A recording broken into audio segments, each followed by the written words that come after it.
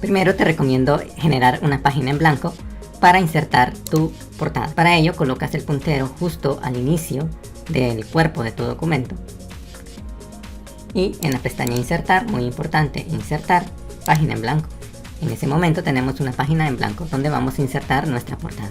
Colocas el puntero al inicio de la página en blanco recién generada. Luego pestaña insertar y seleccionas portada.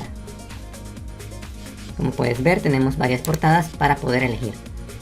Selecciona la que más te guste. Yo en este caso seleccionaré esta. Ahora es muy importante destacar que esta portada es completamente editable. Por ejemplo, puedes cambiar este color. Seleccionas la forma, y ves que en ese momento ya está seleccionada, y se activa la pestaña formato de forma.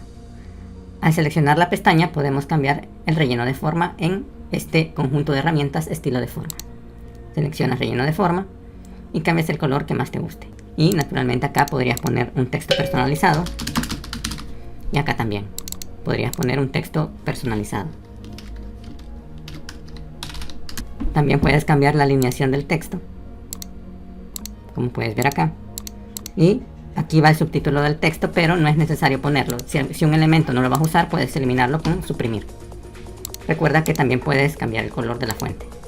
Pues aquí está otro texto que a lo mejor no es necesario y lo podemos eliminar con suprimir. Como ves, ya tengo editada mi portada, está algo fea, pero tú la vas a dejar más bonita.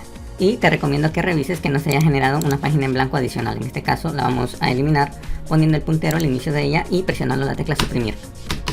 Ves que en ese momento el texto sube y ya tenemos ordenado nuestro documento.